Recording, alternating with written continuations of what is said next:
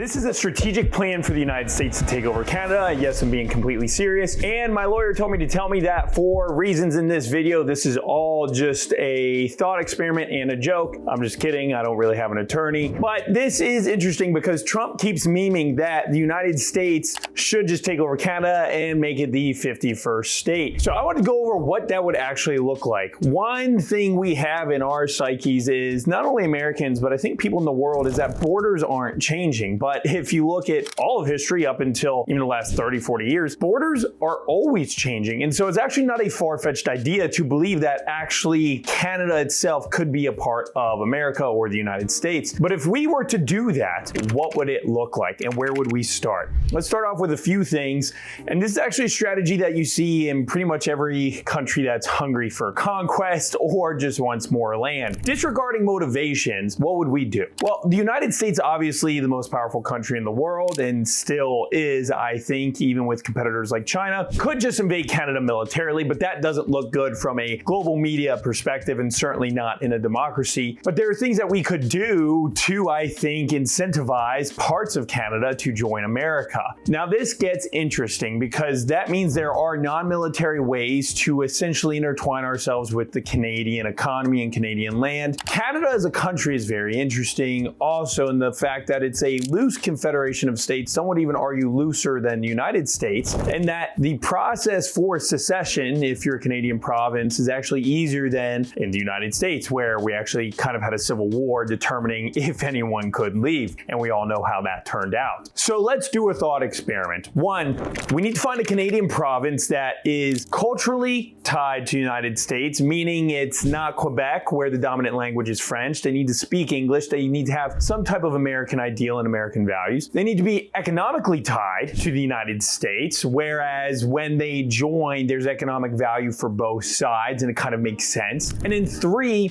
it needs to have a population that's large enough to actually give it statehood, to make sure that its representation also makes sense if they're to have seats in Congress. If we're trying to find that province, the key to look at would be the Keystone XL pipeline, which under Obama was canceled, under Trump was brought forward again, and under Biden was again canceled, and under Trump will probably be brought forward again. The Keystone XL pipeline starts where? Alberta, Canada. Alberta is an amazing province that makes up about 15% of the nation of Canada's GDP. Why is that? Because they have a huge amount of oil and natural gas, hence the need for the new Keystone XL pipeline. So that means this 15% of Canada's economy is already kind of tied to the United States. After all, this province in Canada is landlocked, and most of the exports from it go through the United States to be refined and then exported. Of course, the United States uses some of its own, and they don't necessarily need the United States, but we have the amount of infrastructure to where our relationship works very well. So we are economically already tied. That meets mission number one. Mission number two, Alberta is one of the, if not the most conservative province in Canada. If you look at the 2020 election results of Justin Trudeau and his parliament, Alberta is the most blue in that electoral map. Now, of course, blue in Canada means conservative, where red means liberal. So that means they're politically tied and they're economically tied. And Alberta has 4.7 million people, which would place it as the 26th largest state by population in America. So it is realistic, actually, to simply target a province like Alberta and simply leave out the federal government, forget talking to Trudeau, and Donald Trump or the United States government as a whole could simply go to the leaders in Alberta and say, why don't you join the United States as our 51st state? So what would that look like? Well, we have some lessons from history. The province of Quebec tried to get away from the Canadian federal government in 1995. The referendum failed by just about 1%. But the fact that if they had won, Quebec would probably be an independent state today and would have nothing to do with the Canadian government. So in Canada as a federation, it is possible for Alberta to simply say, we're going to hold a referendum, and this referendum, we're going to vote whether we want to to leave Canada and join the United States or not. And if they get 60% of that vote, then this plan goes into action. The United States, on its half, could actually help swing that vote by creating very friendly incentives for Albertans. For example, we could say, Alberta, if you join the United States, you won't pay income tax for 50 years. If you join the United States, we'll ensure that you get appropriate electoral college proportionment. You'll get your 2 senators and you'll get a proportional number of congressmen. So we will make Alberta officially a state and give them full representation, which is what any state wants. Now, Alberta, of course, is probably very conservative, but it's the Canadian version of conservative. So probably those senators and congressmen would end up being mostly Republican, but they'd probably be very moderate Republicans, which would probably please both parties. The United States could then say, well, we are accepting Canada's or Alberta's specific referendum, and we are going to welcome them into the United States. And it really is that simple.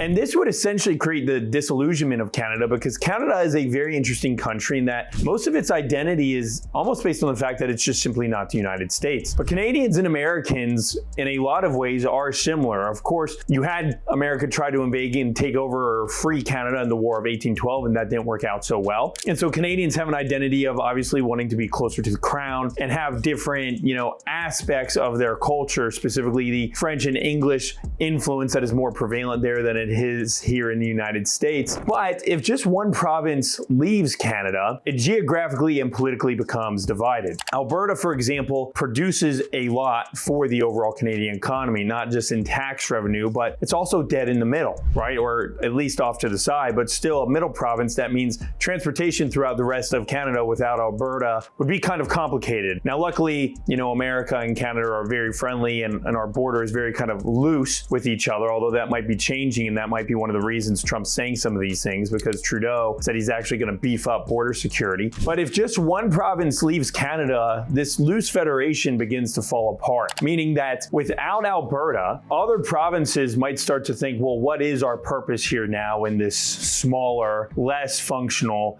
Canadian Federation? And they may either decide to just secede from Canada and be completely on their own, or they may want to join Alberta and decide to become a part of the United States as well. Alberta's neighbor, which I believe is British Columbia, where also some of the pipelines run through, would be another example, as would Vancouver, although they'd probably be less enthusiastic, but there's a direct land bridge from Vancouver to obviously connect us to Alaska. And of course, Vancouver and Washington State have a very close economic relationship. So to get Canada as the 51st state actually isn't as hard as people would seem. And of course, I spoke about this broadly, and a lot of devil would be in the details. There would be a highly consequential referendum. There would probably be a lot of corruption. Obviously, the Canadian government wouldn't want them to leave, but I have no doubt that America's influence would almost ensure that if Alberta went down this path, that Alberta would succeed in becoming the 51st state. I have no doubt that the American intel agencies, if they decide to do so, would probably also make sure that Alberta were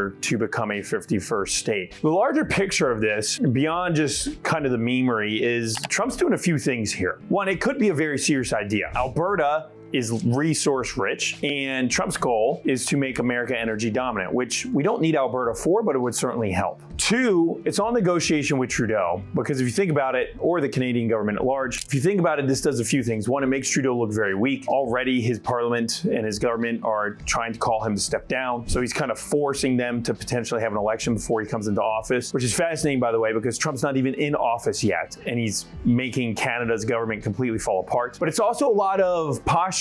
Just like with tariffs, sometimes the goal isn't the tariff in and of itself. The goal is to hound someone to make the changes that you want, which for Trump would be trade, border security, and maybe something else that we haven't even thought about yet. So the idea of Canada becoming the 51st state should actually in some ways be taken seriously, not just as a land grab for the United States and something that could expand our borders and also bring in more natural resources and wealth to the US as a whole, but it's a political tool for not only the United States to get what it wants out of Canada, but it's also an example of how true power politics works. Because we've always had this relationship relationship with Canada where we've essentially kind of let them do whatever they want because the United States would never invade or do anything to provoke the Canadians to do something that is inappropriate. But now that's changing. And now Trump is decided to be kind of more of a realpolitik person where the question is, what do we get from Canada? What should our relationship be like? Do we give them too much? Are we too nice to Canadians who maybe don't provide the value that the United States is looking for? And of course, maybe as a Canadian, you might think that relationship is unfair, or a lot of people might say, yes, Canada gives us plenty of value already. And that might be true. But certainly in the eyes of the current administration,